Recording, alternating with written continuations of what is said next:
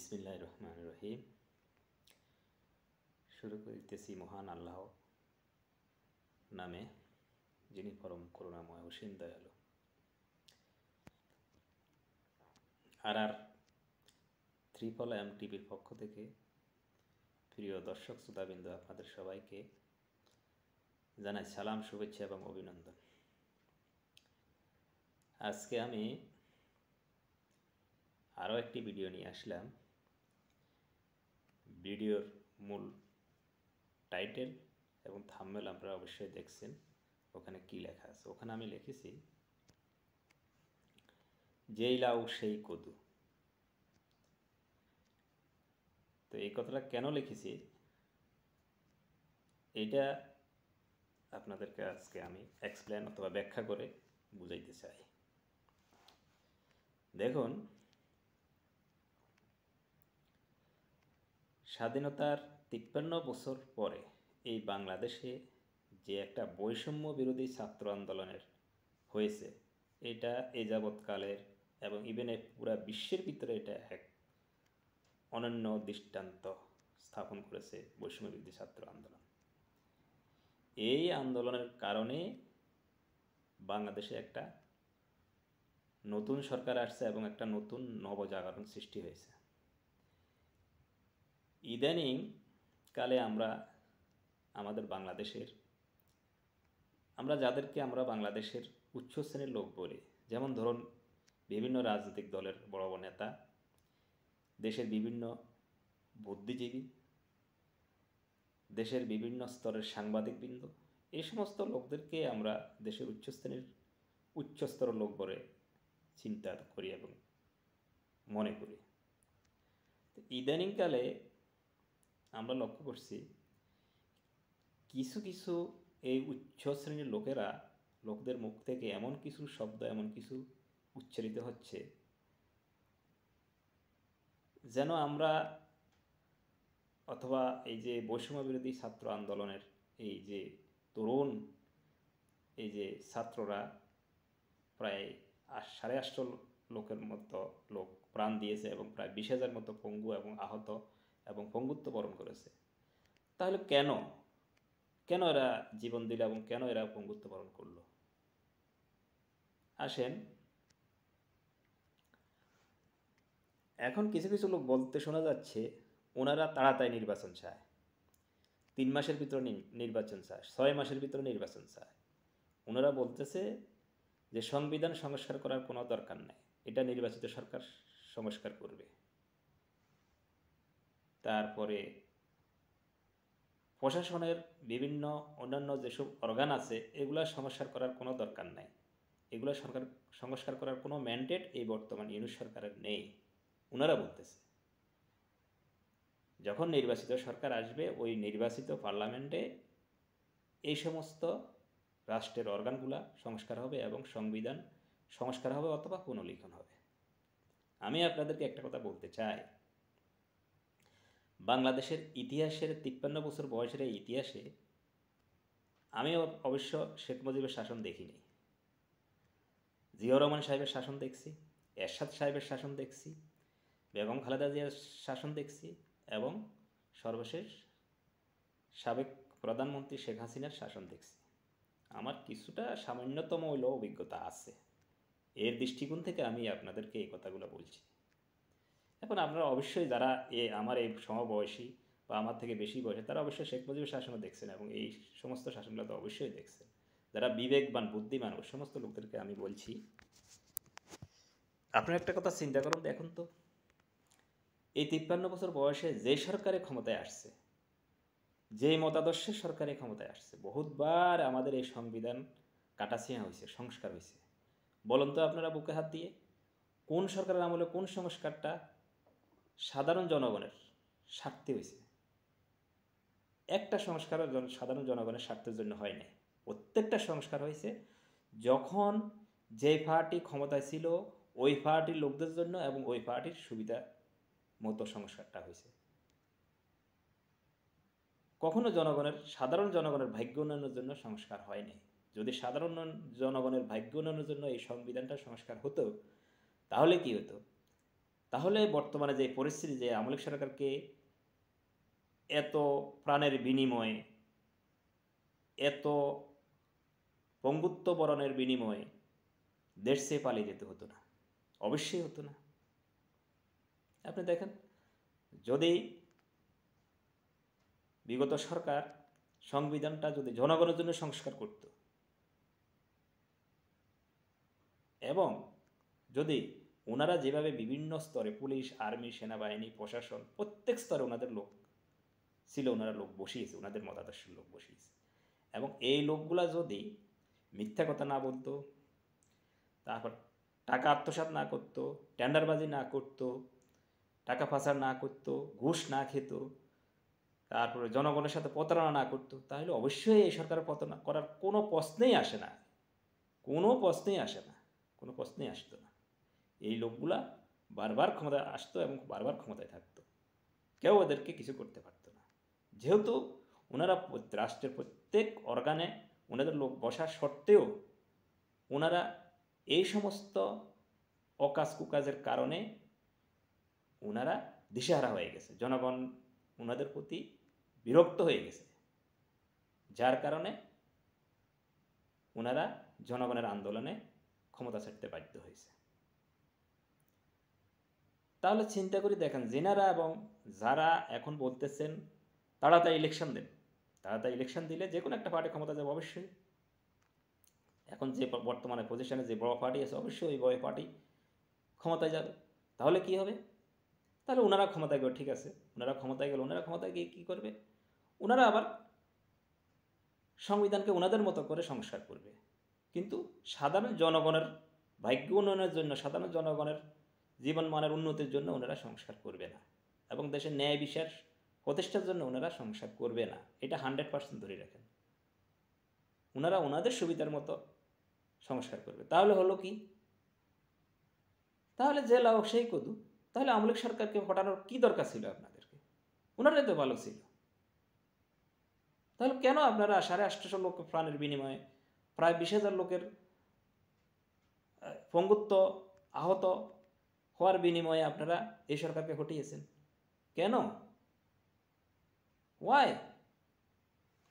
আপনারা একটু চিন্তা করে, বিবেক যদি আপনাদের থাকে, আপনারা একটু চিন্তা করে দেখেন, কেন আপনারা এই সরকারকে হটালেন?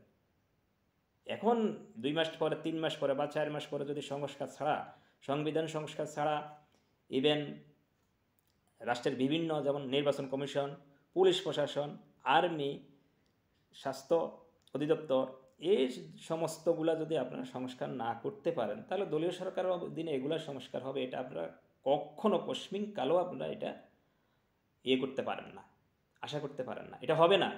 এটা বাংলাদেশের 53 বছর বয়সের ইতিহাসে আমরা যতটুকু দেখছি, এবং জনগণ, দেশের জনগণ যতটুকু দেখছেন, এটা হয় না, এটা হবে না, এটা করতে পারবে না। এই জন্য এই সরকারকে এই সংস্কারগুলো করার সময় দিতে হবে, এবং এই সরকারকে এই সংস্কারগুলো করতে হবে, মাস্ট বি করতে হবে, এবং আমরা দেশের জনগণ এই সরকারকে সমর্থন দিতে হবে, সময় দিতে হবে।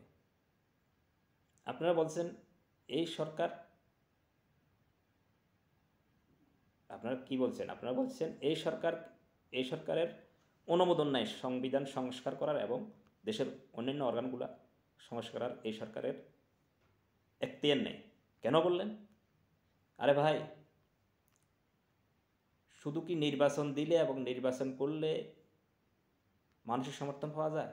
অন্য কোনো উপায়ে সমর্থন পাওয়া যায় না? আপনি দেখেন তো, দুটো উপায়ে মানুষের সমর্থন পাওয়া যায়। একটা হলো নির্বাচন, আর একটা হলো যে কোনো পরিস্থিতি যদি দেশের মানুষ কোনো সরকারের প্রতি বিরূপ হয়ে যায়, মেজরিটি পার্সেন্ট মানুষ, তখন মানুষ আন্দোলন করে। কী জন্য? ওই সরকারকে হটানোর জন্য। তখন ওই সরকারকে হটানোর পরে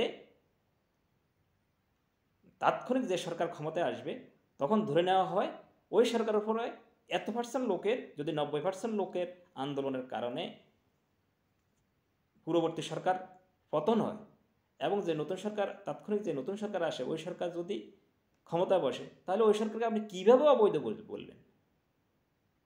ওই যে 90% লোক আন্দোলন করে যে এই সরকারকে ক্ষমতায় বসাইছে, পূর্ববর্তী সরকারকে ক্ষমতা থেকে হটাইছে, তাহলে এতে কি বোঝা গেল? এই 90% লোকের সমর্থন আছে এই বর্তমান সরকারের উপর। তাহলে উনি কিভাবে হলো অবৈধ হলো? কেন ওনার ম্যান্ডেট না থাকবে? অবশ্যই উনি ম্যান্ডেট প্রাপ্ত জনগণের, অবশ্যই ওনার ক্ষমতা আছে সবগুলো সংস্কার করার। সুতরাং অবশ্যই উনি করবেন, ওনাকে করতে হবে। এবং যে ছাত্র জনতারা আন্দোলন করে ওনাদেরকে বসাইছে এবং ওনাদের যে ছাত্র জনতার যে আকাঙ্ক্ষা, যেসব বিষয় এরা বলতেছে বর্তমানে, এবং যেসব বিষয়ের জন্য বৈষম্যহীন বাংলাদেশের জন্য এরা যে আন্দোলনটা করে রক্ত ঝরাইছে, মানুষ মারা গেছে, তাহলে ওনাদের এই দাবিগুলা কে করবে? কোনো রাজনৈতিক পার্টি ক্ষমতায় এসে ওনাদের এই দাবিগুলা পূরণ করবে না, কখনো করবে না। বাংলাদেশের ইতিহাস এটা বলে না, করবে না, এবং করা সম্ভব নয়। বাংলাদেশের ইতিহাস অন্তত এটা বলে না। তো সুতরাং এই সরকারকে সংস্কার করতে হবে। আপনারা শুধু বারবার সংবিধান সংবিধান বলতেছেন। আমি আপনাদেরকে একটা প্রশ্ন করি, এই বাংলাদেশের সংবিধান কি মানুষের জন্য না মানুষ সংবিধানের জন্য? কোনটা? আপনারা কোনটা বলবেন? আপনারা অবশ্যই সবাই এক বাক্যে স্বীকার করবেন মানুষের জন্য সংবিধান। যদি তাই হয়, মানুষের জন্য সংবিধান হয়, তাহলে কেন আপনারা বলছেন এটা পরিবর্তন করা যাবে না, এই সরকার পরিবর্তন করতে পারবে না, সংস্কার করতে পারবে না? কেন? এটা তো কোরআন না রে ভাই, এটা তো মানুষের জন্য এই সংবিধানটা মানুষের রচনা করছে। সুতরাং মানুষ ইচ্ছা করলে, দেশের মেজরিটি পার্সেন্ট মানুষ ইচ্ছে করলে এই সংবিধানটা পরিবর্তন, পরিমার্জন অথবা পুনর্লিখন করতে পারে। আপনারা কেন বলছেন এই সরকারের ম্যান্ডেট নেই? এই যে 90-95% মানুষ আন্দোলন করে সাবেক সরকারকে হটিয়ে এই বর্তমান সরকারকে ক্ষমতায় বসিয়েছে। ডক্টর ইউনূস সাহেব তো উনি বলছেন যে আমি জোর করে ক্ষমতায় বসিনি, আমি ক্ষমতায় বসতে রাজি ছিলাম না, আপনারা আমাকে ধরে ভরে এনে ক্ষমতায় বসিয়ে দিয়েছেন, সুতরাং আমি আর না করতে পারলাম না। তাহলে এতে কি বোঝা যায়? এই যে 90-95% মানুষ আন্দোলন করছে, করে সাবেক সরকারকে হটিয়ে এই সরকারকে ম্যান্ডেট দিয়েছে। তাহলে ম্যান্ডেট কে বলছে আপনাদের কোনো ম্যান্ডেট নাই?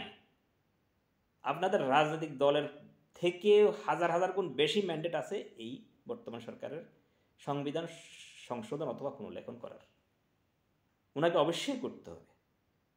আপনারা যদি দেশের ভালো চান, দেশের জনগণের ভালো চান, আপনারা যেসব নেতারা আজকে বলছেন তাড়াতাড়ি ইলেকশন চাইতেছেন, সংস্কার নামে বিভিন্ন কথাবার্তা বলতেছেন, আপনারা কি জানেন না? আপনারা কি ভুলে গেছেন? দেশের পরিস্থিতি পাল্টে গেছে, দেশের মানুষের মন মেজাজ পাল্টে গেছে, আগের দিন এখন আর নেই। আপনারা চাচ্ছেন আগের মতো আরেকটা ইলেকশন করে যেন তেনভাবে আমরা একটা ক্ষমতায় চলে যাবেন, তো লাভ হবে কি? এখন তো আওয়ামী লীগ নেই, আপনারা যে কোনো একটা বড় দল আবার যেন তেনভাবে ইলেকশন করে এইসব সংস্কার ছাড়া, আগের সংবিধানে যে কোনো যেন তেনভাবে সংস্কার ছাড়া একটা ইলেকশন করবেন, এবং একটা ইলেকশন করে আপনারা কি করবেন? ক্ষমতায় যান। তো ক্ষমতায় গেলে কী হবে? আপনাদের পার্টি থেকে বিভিন্ন ব্যবসায়ী, বিভিন্ন দুর্নীতিবাজ, বিভিন্ন সন্ত্রাসবাজ, স্ট্যান্ডার্সবাজ, এগুলো তো অবশ্যই থাকবে। তো এরা আবার বিগত সরকার যা যা করছে আবার এগুলা ওই সেম একই কাজটা করবে। তাহলে সাধারণ জনগণ দেখবে, মাথায় হাত দিয়ে বলবে হায় আমরা কি করলাম? আমরা যেটার জন্য আওয়ামী লীগ সরকারকে ক্ষমতায় থেকে বিতাড়িত করলাম, সেই কাজগুলো আবার পুনরায় হইতেছে। সুতরাং আমরা তো ভুল করলাম, তাহলে তো আমাদের এই কাজগুলো যদি এখনও আবার হয়, তাহলে তো আমাদের আওয়ামী লীগ সরকারে ভালো ছিল। কেন আমরা এত প্রাণ দিলাম? কেন আমরা এত পঙ্গুত্ব বরণ করলাম? কেন? কথাটা আসে যায় না? আসে যায়। তখন হবে কি? তখন আবার আপনারা যেই দল ক্ষমতায় থাকবেন ওই দলের লোক ছাড়া বাকি সব দল লোক, ইভেনে আওয়ামী লীগের লোকগুলো আবার একসাথ হবে। একসাথ হয়ে আবার আপনাদের বিরুদ্ধে, আপনাদের চাঁদাবাজি, সন্ত্রাসী, টেন্ডারবাজি, টাকা পাচার, এগুলোর বিরুদ্ধে আবার আপনাদেরকে আন্দোলন করবে, এবং একসময় দেখা যায় আবার আপনাদেরকে ক্ষমতাচ্যুত করবে। এরপর আপনারা কি করবেন? আবার পালিয়ে যাবেন। তাহলে আপনি বলেন তো, আপনারা বাংলাদেশের সুস্থ ধারার মানুষগুলো বলেন তো, আপনাদের মেজাজ, মন মস্তিষ্কে কি বলে? আমরা কি সারা জিন্দিগি আমাদের বাচ্চাদের জন্য, ভবিষ্যৎ বাচ্চাদের জন্য বা এর পরবর্তী প্রজন্মের জন্য। শুধু এইভাবে আমরা একজন ক্ষমতায় আসবে, লুটপাট করবে, আবার আমরা সবাই মিলে আবার আন্দোলন করব, সংগ্রাম করব, আবার তাকে বিতাড়িত করব, কাউকে পাকিস্তান পাঠাবো, কাউকে ভারতে পাঠাবো, কাউকে ইংল্যান্ডে পাঠাবো, এইভাবে চলবে? আমরা কি কখনো সভ্য হব না? আমরা বাঙালি জাতি, এই জাতি কি কখনো সভ্য হব না?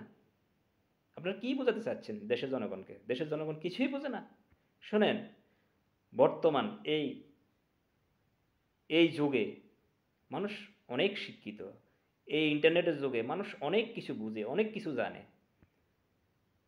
মানুষকে এখন আর বোকা বানানোর কোনো যুক্তি নাই। কোনো যুক্তি দিয়ে মানুষকে এখন বোকা বানাইতে পারবেন না। মানুষ মানুষের অধিকার চায়।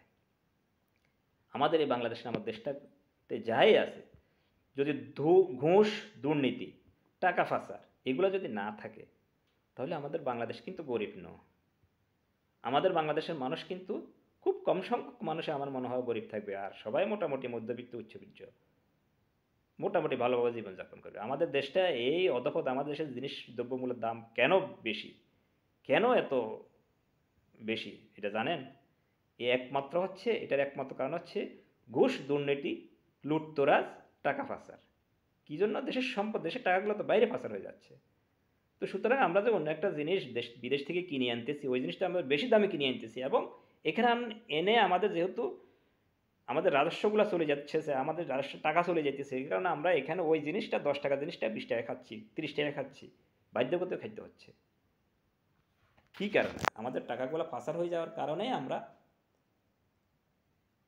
কম দামে জিনিসপত্র পাচ্ছি না। জীবনযাত্রার মান আমাদের দিন দিন বেড়েই যাচ্ছে। আমরা কিছুই করতে পারতেছি না। শোনেন, যদি একটা দেশের সর্বোচ্চ লেভেল সরকার যদি সৎ হয়, ন্যায়বান হয়, জনদরদি হয়, ঘুষ দুর্নীতিমুক্ত হয়, তাহলে স্তরে স্তরে একদম তৃণমূল পর্যায়ে, একদম ওয়ার্ড মেম্বার পর্যায়ে যদি এই ধরনের সৎ লোক সৃষ্টি করা যায়, বসানো যায়, তাহলে কিন্তু দুর্নীতি কমতে কমতে একদম জিরো পর্যায়ে চলে আসবে। তখন কি হবে? দেশের সম্পদ বৃদ্ধি পাবে, ওই টাকা পাচার হবে না যেহেতু, তাও সুতরাং দেশের সম্পদ অলরেডি বৃদ্ধি পাবে। তখন দেশের জিনিসপত্র আর আজ একরকম কাজ এরকম হবে না, মোটামুটি সহনীয় পর্যায়ে থাকবে, হঠাৎ করে বৃদ্ধি পাবে না। কিন্তু আমাদের বাংলাদেশের ইতিহাসে তো এটা বলে না। যখন যে সরকার আসছে, লুটপাট করে যে যার মতো করে নিয়ে গেছে, যার কারণে জনসাধারণ কিছুই পায় না। তো এখন যেহেতু বর্তমানে একটা সুযোগ আসছে, আমি আবারও বলছি, যেনারা বলছেন তারা ইলেকশন চাচ্ছেন, সংস্কার ছাড়া, সংবিধান সংশোধন অথবা পুনর্লিখন ছাড়া ইলেকশন হয়ে যাক, ওনারা কিন্তু ভুল বলতেছেন। ওনারা পরে এটার জন্য পাস্তাবেন। পরে এই বর্তমান বিগত সরকার যেভাবে পতন হয়েছে, এইভাবে আপনাদেরও পতন হয়ে যাবে, আপনারা কখন পস্তাবেন, কোনো লাভ হবে না, আপনারা অনেক অনুশোচনা করবেন। আর যদি এই সংবিধান পুনর্লিখন অথবা সংস্কার করা হয়, এবং রাষ্ট্রের যে কমিশনগুলো গঠন করা হয়েছে, এবং এগুলো যদি অন্তত 90%ও ঠিকঠাক মতো সংস্কার করা হয়, এরপর ইলেকশন হয়, তাহলে আপনারা ক্ষমতায় যান বা নাই যান, ক্ষমতায় না গেলে তো হয়তো বা বিরোধী দল থাকবে, একদল যাবে, একদল তো বিরোধী দল থাকবে, এটা তো মাস্ট বি। তাহলে আপনারা ওই ইলেকশনটা মোটামুটি 90%, 95% সুস্থ হবে। যেহেতু ইলেকশন করার জন্য বর্তমানে ডক্টর ইউনূস স্যারের বদ্ধপরিকর, ফেয়ার ফ্রি ইলেকশন করার জন্য বাইরের দেবো চাপ আছে। সুতরাং এই ইলেকশন কোনো প্রকারে অগ্রহণযোগ্য হবে না, এটা বিশ্বের সবার কাছে গ্রহণযোগ্য হবে এবং বাংলাদেশের সবার কাছে গ্রহণযোগ্য হবে। সুতরাং এই ইলেকশনে যদি আপনারা যে কয়টা সিট পান বা যারা সরকার গঠন করেন, আপনাদের দাম যে কত স্বর্ণের মতো হবে, এটা আপনারা বুঝতে পারতেছেন না। আপনারা দেখেন না বিগত সরকারে পুলিশ বলতো সরকার তো আমরা বসিয়েছি, সরকার তো আমরাই চালাই, কিসের এমপিদেরকে স্যালুট দেয় না, এমপিদেরকে কোনো সম্মান দেয় না পুলিশ, আর্মি দেয় না, সাধারণ কোনো প্রশাসন দেয় না, প্রশাসন কোনো কর্মচারী দেয় না। আপনারা দেখেন না এগুলো তো অহরহ, আপনারা দেখছেন, সবই দেখছেন। কিন্তু তারপরেও কেন আপনারা এগুলো জানিও কেন আপনারা বুঝিও না বুঝার ভান করতেছেন, বুঝিও না বুঝার মতো আপনারা এই কথাগুলো বারবার বলতেছেন। আমরা আপনাদের বলবো, আপনাদের শুভবুদ্ধির উদয় হোক। আপনারা প্লিজ আপনারা ডক্টর ইউনূস স্যারকে সময় দেন। 1 বছর লাগুক আর 1.5 বছর লাগুক, 2 বছর লাগুক, যাই সময় লাগুক, ওনারা কিন্তু বেশি সময় নেবেন না। ওনাদের ছাওয়া পাওয়ার কিছুই নেই, ওনারা অনেক পেয়েছেন, অনেক সম্মান পেয়েছেন। সুতরাং ওনাদেরকে সময় দিতে হবে। এগুলো করতে হলে বর্তমানে এই অন্তর্বর্তীকালীন সরকারে যেসব উপদেষ্টারা বসছেন, আমার মনে হয় না যে এগুলা কারো অগ্রহণযোগ্য ব্যক্তি। এই লোকগুলো সবাই চিনে, এবং এরা কোনো দুর্নীতিবাজ নয়, এরা কোনো টাকা পাচারকারী নয়, এরা প্রত্যেকটা লোক ব্রিলিয়েন্ট, জ্ঞানী। এরা যে কোনো মূল্যে হোক, যেই কোনো প্রকার হোক, এরা চাবে যে বর্তমানে এই বাংলাদেশের এই সংকট থেকে উত্তরের জন্য একটা, এবং ভবিষ্যতে বাংলাদেশ কীভাবে চলবে এই ধরনের একটা ফর্মুলা তৈরি করে রেখে যাওয়ার জন্য। আরে ভাই, আমি একটা কথা বলেই আপনাদেরকে, আপনারা যারা ইলেকশন করে আপনারা অধীর হয়ে গেছেন, অস্থির হয়ে গেছেন কেন? ধরুন বিগত সরকার যেন তেনভাবে ইলেকশন করছে, ইলেকশন তো হয়ে গেছে, ওনারা শপথ গ্রহণ করে, ওনারা সংসদও গঠন করিয়ে ফেলেছেন, ওনারা 5 বছরের জন্য বসে গেছেন। যদি ওনারা এই বৈষম্য বিরোধী ছাত্র আন্দোলন উদ্ভব না হইতো, তাহলে ওনারা 5 বছর, পাক্কা 5 বছর ক্ষমতা থাকতো। তাহলে তখন কি করতেন আপনারা? কই, আপনারা সব দল মিলে বিগত 15-16 বছর এত আন্দোলন করলেন, এত আপনাদের লোক মারা গেল, এত লোক পঙ্গুত্ব বরণ করলো, এত ক্ষয়ক্ষতি হলো আপনাদের, আপনারা কি পাচ্ছেন সরকারকে নামাইতে? পারেন নাই। তাহলে আমার কথা হলো, এবারও যদি আপনার বৈষম্য বিরোধী ছাত্র আন্দোলন উদয় না হতো, তাহলে এখন আপনারা পারতেন না। ঠিক আগামী 5 বছর পর্যন্ত ওনারা ক্ষমতা থাকতো, এবং 5 বছর পরে আবার যেভাবে ইলেকশন হতো। তাহলে আপনারা এই বৈষম্য বিরোধী ছাত্র আন্দোলন আগে যেরকম ছিলেন, আপনারা বাংলাদেশের যে সব পার্টির কথা বলছি, আপনারা ঠিক ওইভাবেই থাকতেন, এবং আরও কত লোক হারাইতেন, আরও কত লোক ক্ষয়ক্ষতি হইতো আপনাদের এই 4.5 বছরে। কিন্তু ওইটা থেকে তো আপনারা বেঁচে গেলেন, ওই ক্ষয়ক্ষতির থেকে তো এখন বেঁচে গেলেন, এই বৈষম্য বিরোধী ছাত্র আন্দোলনের কারণে ওইটা থেকে আপনারা বেঁচে গেলেন। এখন আপনারা আপনাদের প্রত্যেকের নিজ দলটাকে গোছাইতে পারবেন, আপনাদের যে যে নিজস্ব আদর্শ আছে, যে সৎ আদর্শগুলো মানুষকে তুলে ধরতে পারবেন, মানুষের মতামত নিতে পারবেন, মানুষকে মনোযোগ আকর্ষণ করতে পারবেন, দল বৃদ্ধি করতে, দলের লোকসংখ্যা বৃদ্ধি করতে, ভোটার টানতে পারবেন। পারবেন না? অবশ্যই পারবেন। আপনাদের কাজ হবে এখন দলকে গোছানো, দলকে মানুষের কাছে গ্রহণযোগ্য করে তোলা, মানুষের সমর্থন কিভাবে, যার যে ক্যাপাসিটি আছে ওই ক্যাপাসিটি মতো মানুষের সমর্থন আকর্ষণ করা, সমর্থন নেওয়া, এটাই হবে আপনাদের কাজ। আপনারা কেন ক্ষমতা ক্ষমতা ক্ষমতা ক্ষমতা বলতেছেন, নির্বাচন নির্বাচন নির্বাচন বলতেছেন? এই জন্য আমি আপনার ভিডিওর ফার্স্টে বলছি, যেই লাউ সেই কদু। এই সংস্কার ছাড়া ইলেকশন হলো তো সেই আগের মতনই হবে, লাউও লাউ, কদুও কদু, একই জিনিস। তাহলে ও কী জন্য এত প্রাণ গেল? এই প্রাণের মূল্য কী? এই রক্তের মূল্য কী? এই রক্ত দেওয়ার মূল্য কী? আপনারা বুঝেন না কিছু? সবই বুঝেন, কিন্তু কেন আপনারা এরকম করতেছেন? প্লিজ, আপনার দেশের স্বার্থে, দেশের জনগণের স্বার্থে আপনারা একটু ধৈর্য ধরুন। আপনারা এই 4টা বছর ধৈর্য ধরতে, অবশ্যই আপনারা ধৈর্য ধরতেন যদি আওয়ামী লীগ সরকার ক্ষমতা থাকতো 4.5 বছর ধরে। তাহলে আপনারা এখন 1 বছর বা 1.5 বছর বা সর্বোচ্চ 2 বছর কেন ধৈর্য ধরতে পারবেন না? দেখেন না, আপনারা 2 বছর দেখেন এই সরকার কি, আপনারা অনেকে বলতেছেন এই সরকার 111 মতো জেগে বসবে। আপনারা দেখেন না, আপনারা সর্বোচ্চ মনে মনে ধরে রাখেন 2 বছর, এর ভিতর ওনারা কি করে দেখেন। যদি 2 বছর ওভার হয়ে যায়, তখন আপনারা আবার বলতে পারেন, বিভিন্ন আওয়াজ তুলতে পারেন, না কেন সংস্কারগুলো হয়ে গেছে, সব কাজ হয়ে গেছে, আপনারা কেন ইলেকশন দিচ্ছেন না? আপনারা অপেক্ষা করতে পারেন, সময় দিতে হবে না? হ্যাঁ, একটা বউ, নতুন বউ বিয়ে করায় আমরা আনছেন, আনিয়ে তাকে বলতেছেন এই কাজ করো, সেই কাজ করো, ওই কাজ করো, এমন কেন করো, তেমনি করো, ওইটা করো, সেটা করো, সব কিছু আপনারা তার কাছে উপস্থাপন করতেছেন। সে তো একা, সে কী করবে? হ্যাঁ, সেই কাজগুলো জানে করতে হবে, কিন্তু তার তো একটু সময় দিতে হবে। সুচারুভাবে করতে হলে, সুন্দরভাবে করতে হলে তাকে একটু সময় দিতে হবে। কিন্তু আপনারা সেই সময়টা দিবেন তো? সেই সময় না দিয়ে আপনারা চেঁচামেচি চিৎকার করতেছেন, ইলেকশন ইলেকশন ইলেকশন। কেন আপনারা কেন ইলেকশন করতেছেন? আরে ভাই, বাংলাদেশটাকে বাঁচান, বাংলাদেশের মানুষকে বাঁচান।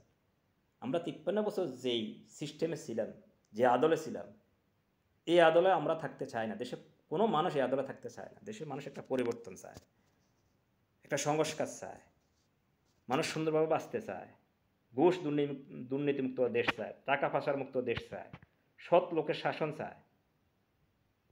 আপনারা কেন, আপনারা রাজনৈতিক দলগুলো কি করেন? আরে ভাই আপনারা ব্যবসায়ীকে নমিনেশন দেওয়ার কী দরকার ছিল? আমি অতীতে দেখছি বড় বড় দলগুলো বিভিন্ন ব্যবসায়ীকে নমিনেশন দিত, কেন? আরে ভাই ব্যবসা একটা আছে, উনি তো কোটি কোটি টাকা কামান, ওনাকে কেন এখানে নমিনেশন দিতে হবে? আপনি এখানে নমিনেশন দিবেন একটা শিক্ষিত, মার্জিত, ভদ্র, সৎ, জ্ঞানী লোককে। আপনি একটা ডক্টরেট, কম করে ডিগ্রি পাস একটা লোককে আপনি নমিনেশন দিবেন, উনি এমপি হবে। উনি এমপি হলে, উনি সৎ লোক হলে, উনি দেশের জনগণের জন্য ভাববে, বিভিন্ন পলিসি মেকিং করবে। উনি টাকা পাচার করবে না, উনি দুর্নীতি করবে না, উনি ঘুষ নেবে না। উনি চিন্তা করবে আমার হারামের দরকার নাই, আমার ফ্যামিলি আমি যে বেতন পাই ওই বেতনে যথেষ্ট। কিন্তু আপনারা ওই লোকগুলোকে নমিনেশন দেন না, আপনারা দেন ব্যবসায়ীকে, আপনাদের চিত্রনায়িকা নায়কদের। আরে ভাই চিত্রনায়িকা নায়িকারা কী করবে? ওনার তো একটা জগৎ আছে, ওনাকে আবার কেন এই জগতে আনবেন? আপনারা দেন খেলোয়াড়কে। আরে ভাই কেন? সাকিব আল হাসান কোটি কোটি টাকা কামায়, ওনাকে কেন এমপিত্ব দিতে হবে? ওনাকে কেন এমপির জন্য নমিনেশন দিতে হবে? হোয়াই? আপনারা কী করেন? দেশটা কীভাবে উন্নত হবে, দেশটা কীভাবে সভ্য হবে? আজকে তো সভ্য মানুষগুলাকে, জ্ঞানী গুণী লোকগুলাকে, এই যে ডক্টর ইউনূসের মতো লোকগুলাকে এবং এই সেনারের লোকগুলাকে যদি আপনারা বেছে বেছে যদি আপনারা নমিনেশন দেন, তাহলে এগুলা সংসদে যাবে, যাই এরা দুর্নীতি করবে না, টেন্ডারবাজি করবে না, সমর্থন করবে না, টাকা পাচার সমর্থন করবে না। কিছু সরকার হলো আমার জানা মতো, আমি এখন নাম বলতে চাই না, এমনও এমপি দেখছি এমপি হোস্টেলে ভাসমান পতিতা নিয়ে এমপি হোস্টেলে মদ খেয়ে ঢুলতে ঢুলতে গিয়েছে। তাহলে কেন কেন এই লোকরা আপনারা নমিনেশন দিলেন? এই লোক দেশের কি আইন মেকিং করবে, কি দেশের জনগণের ভালোর জন্য কাজ করবে?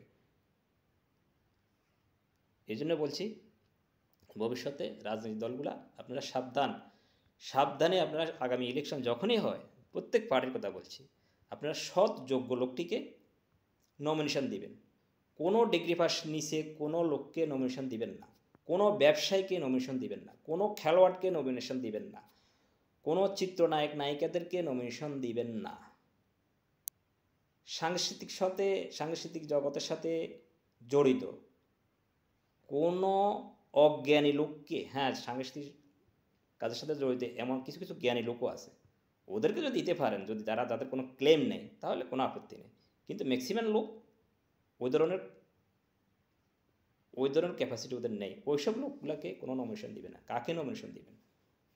নমিনেশন দিবেন কলেজ বিশ্ববিদ্যালয়ের ডক্টরেট প্রাপ্ত জ্ঞানী গুণী, যাদের ভিতরে কোনো ক্লেম নেই ভবিষ্যৎ, যাদের ভিতরে কোনো সচ্চরিত্রবান, 5 ওয়াক্ত নামাজ কালাম পড়ে, আল্লাহকে ভয় করে, সরি, এই সমস্ত লোকগুলোকে বাছাই করে করে নমিনেশন দিবেন। দেখবেন আপনাদের দলের চেহারা পাল্টে যাবে, আপনাদের সমর্থন পাল্টে যাবে, আপনাদের দেশের চেহারা পাল্টে যাবে। আপনারা তো এটা পাচ্ছেন না, 53 বছর পারেন নাই। যে পার্টি ক্ষমতায় গেছে সব দুর্নীতিবাজদেরকে, ম্যাক্সিমাম দুর্নীতিবাজকে নমিনেশন দিচ্ছে। দুর্নীতিবাজরা ক্ষমতায় এসে তারা কি করছে? ওই দুর্নীতি করছে, টাকা পাচার করছে, দেশের 12টা বাজিয়ে দিয়ে গেছে। সুতরাং এদেরকে রোখার জন্য আজকে এই বৈষম্যবিরোধী ছাত্র আন্দোলন, আজকের এই পরিবর্তন। যাক, আপনাদের সবাইকে ধন্যবাদ আমার ভিডিওটি দেখার জন্য এবং শোনার জন্য। পরিশেষে আমি বলবো, সরি, আমার এই ভিডিওটি যারা বা যিনারা দেখবেন, এখন দেখবেন অথবা পরবর্তী দেখবেন, আপনাদের কাছে অনুরোধ, আমার এই চ্যানেলটি সাবস্ক্রাইব করবেন, লাইক শেয়ার কমেন্ট করবেন। আপনারা ভালো অথবা খারাপ দুই কমেন্ট করতে পারেন, যেহেতু আমরা স্বাধীন দেশের লোক, স্বাধীন মতামত প্রকাশ করতে পারি সামাজিক যোগাযোগ মাধ্যমে। এতে আমি বিন্দুমাত্র কোনো দুঃখিত হব না। ভালো কমেন্টও করতে পারেন, খারাপ কমেন্টও করতে পারেন। আর সবচেয়ে আমার বেশি অনুরোধ থাকবে, আমার এই ভিডিওটি সাবস্ক্রাইব করবেন এবং বেশি বেশি শেয়ার করে দিবেন, যাতে করে আমার এই ক্ষুদ্র কথাগুলো যেন যথাযথ কর্তৃপক্ষের দৃষ্টিগোচর হয়। আপনারা যদি শেয়ার না করেন, এই ভিডিওটি যদি বেশি বেশি করে আপনারা শেয়ার না করেন, তাহলে আমার এই কথাগুলা সংশ্লিষ্ট কর্তৃপক্ষের কাছে যাবে না এবং ওনারা হয়তো বুঝবে না। আমি মনে করি আমার এই কথাগুলো হয়তো দুই একটা কথাও যদি আমার কোনো দেশ এবং জাতির জন্য উপকারে আসে, তাহলে আমি নিজেকে ধন্য মনে করব। আর ভাই, এই ভিডিওটা যদি আপনারা যারাই দেখেন যদি একটা সাবস্ক্রাইব করেন, একটা শেয়ার করেন, তাতে আপনার কোনো টাকা পয়সাও খরচ হবে না, স্বাস্থ্যেরও ক্ষতি হবে না, সম্মানেরও ক্ষতি হবে না, কোনো কিছু হবে না, দেনাফানারও কোনো ভয় নেই। সুতরাং অনুগ্রহ করে একটা শেয়ার আর একটা সাবস্ক্রাইব করতেই পারেন, এটাই অনুরোধ রইল। পরিশেষে আপনাদের সবার দোয়া এবং আপনাদের সুস্বাস্থ্য কামনা করে আজকের মতো এখানে সমাপ্ত ঘোষণা করলাম। আসসালামু আলাইকুম ওয়া রাহমাতুল্লাহি ওয়া বারাকাতুহু।